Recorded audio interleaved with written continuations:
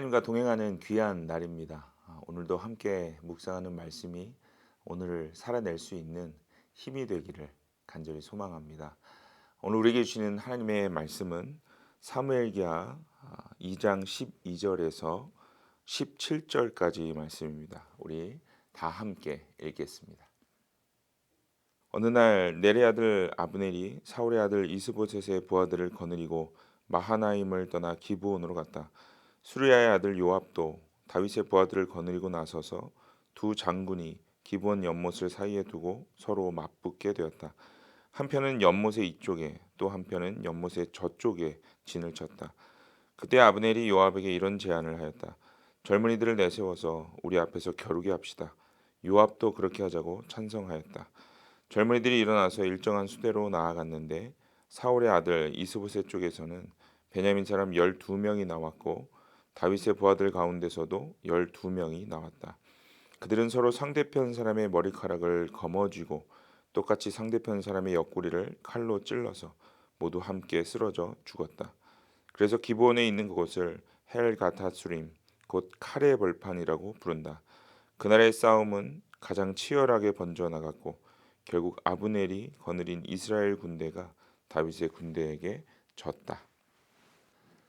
현대를 살아가는 우리들은 늘 이 승자의 자리를 두고 노력을 하죠. 학생은 공부를 잘해서 목표로 하는 어떤 점수와 또 등수를 얻어야 하고 또 직장 생활에서는 승진을 두고 자신이 할 수 있는 최선을 다해야 합니다. 때로 그 결과를 얻기 위해 치르는 희생은 필수적일 때도 있습니다. 신앙생활은 어떨까요? 교회와 이 공동체 안에서 어떤 리더가 되고 누군가에게 인정받는 자리에 오르고자 하는 욕망이 사실 이 신앙생활 안에도 조금씩은 있는 것이 사실입니다.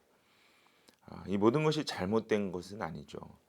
열심히 준비하고 또 살아가는 것, 이 세상을 살아갈 때 참 꼭 필요하고 중요한 것입니다. 그러나 이 모든 것을 행하고 또 얻기 전에 신앙인으로서 먼저 해야 할 일이 무엇인가 이것을 생각하는 것이 더 중요합니다. 가장 먼저 무엇을 해야 할까요? 바로 하나님의 뜻을 묻고 또 하나님의 때를 기다릴 줄 아는 것, 이것이 신앙생활 가운데 가장 중요한 것이 아닌가 생각됩니다. 오늘 본문은요, 이 부분에 대해서 말씀을 하고 있습니다. 사울 왕이 죽은 후에 이스라엘은 하나로 통일되지 못하고 남북으로 분열되어서 각각의 정부를 이미 수립했습니다.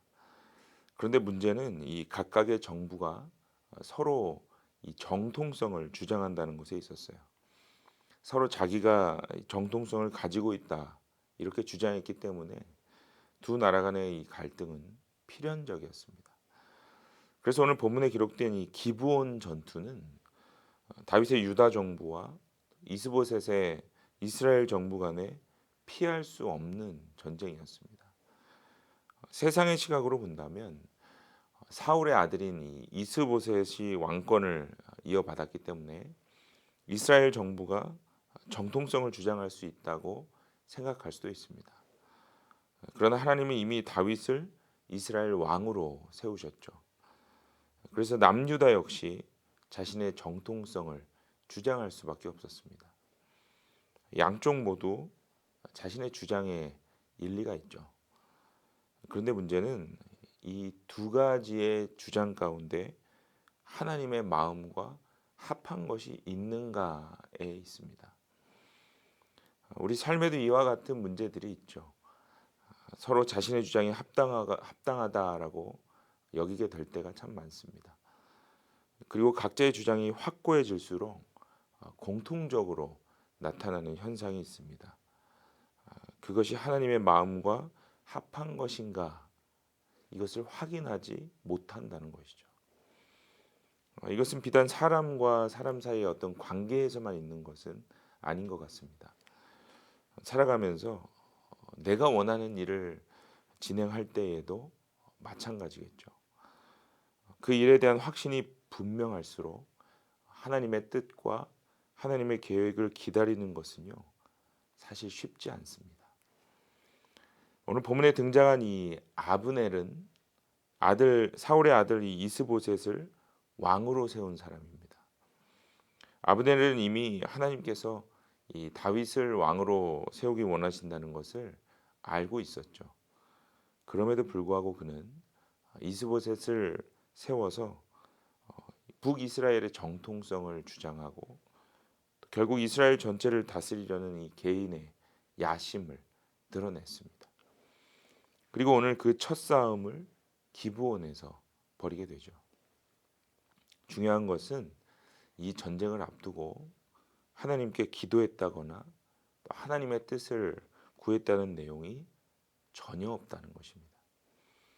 이것은 다윗의 진영도 마찬가지였죠. 지금까지의 전쟁과 다르게 하나님께 먼저 묻는 장면이 없습니다. 오늘 전쟁을 일으킨 이 아브넬과 요압은 둘 다 분명 하나님의 살아계심을 아는 사람들입니다. 그들은 그동안 경험했던 모든 전쟁이 하나님의 손에 달려 있다는 것을 이미 아는 사람들이었어요. 그런데 지금 그들의 모습을 보세요. 자신들의 생각과 그 욕망대로 행동하고 있죠. 그렇게 스스로 결정한 전쟁이 결국 어떠한 형태로 진행되는가를 오늘 본문이 기록합니다. 14절과 15절을 보시면 전면전을 피하기 위해서 서로 협의가 이루어져요. 각 진영에서 12명씩 나와서 싸움을 하자라고 제안을 했죠. 이것은 큰 피해를 줄이려고 하는 의도도 있었겠지만 자신들의 지혜로 하나님의 진노를 피해 보려는 의도도 있었을 것입니다. 여러분 우리 인생 속에서도요 이러한 장면들이 자주 연출됩니다. 하나님의 뜻을 구하지 않고 나 자신의 확신과 어떤 신념으로 일을 진행하려고 할 때에 내 안에 신앙의 양심이 그 속에서 마음을 계속 어렵게 할 때가 있습니다. 그때 우리는 스스로에게요 일종의 타협을 제안하죠. 이 정도면 하나님도 이해하실 거야. 남들도 다 그렇게 하기 때문에 이 정도는 괜찮을 거야. 이러한 마음이 우리를 붙들 때가 있습니다. 여러분 오늘 본문의 전쟁의 그 결과를 보세요. 그런 마음으로 타협했을 때의 결과는요 처참했습니다. 12명의 젊은이들이 모두 함께 쓰러져 죽었고 또 이 싸움을 시작으로 결국 이스라엘과 유다는 더 큰 전쟁을 치르게 되었다는 거예요. 표면적으로는 이 다윗의 군대가 이긴 것 같이 끝났지만 결과적으로는 누구도 승리하지 못한 전쟁이었습니다. 하나님 없는 승리는 없다라는 것을 다시 한번 보여주고 있어요. 사랑하는 여러분, 우리는 하나님을 우리 인생의 주인으로 모시고 살아갑니다. 그 이유가 무엇일까요? 우리가 하나님을 우리 인생의 아버지로 부르는 이유가 무엇이겠습니까? 그것은 주님이 내 삶을 가장 잘 알고 계시고 가장 좋은 길로 인도하실 수 있는 분이 아버지 되시는 하나님이심을 우리 스스로 인정하기 때문입니다.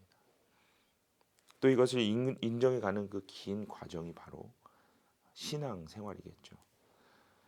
오늘 본문은 타협할 줄 모르는 자기중심의 이 목표지향주의와 포용할 줄 모르는 유다중심주의가 만들어낸 결과였습니다.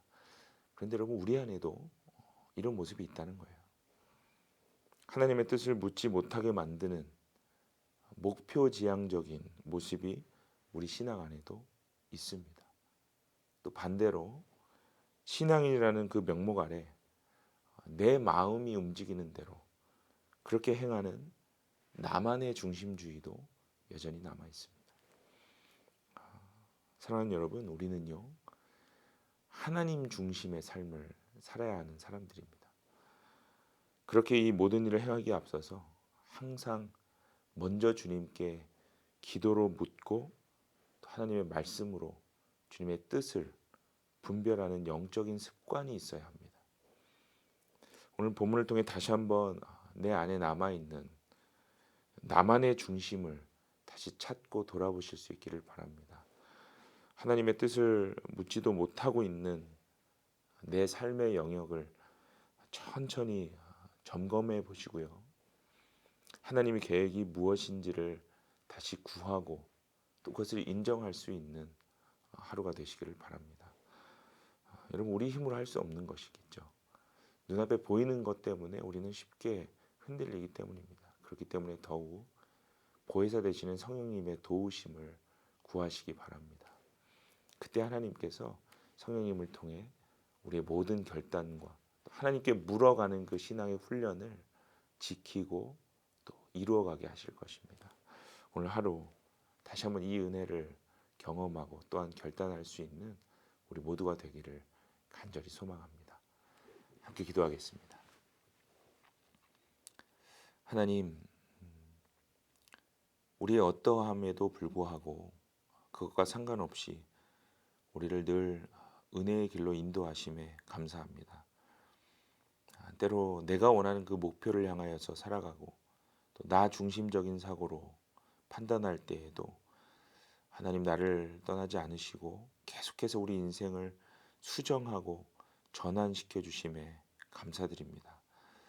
오늘 본문을 통해 내가 원하는 것이 무엇이었나 또 하나님의 뜻이 무엇이었나 분별할 수 있는 영적인 훈련이 필요하다는 것을 깨닫게 하셨습니다.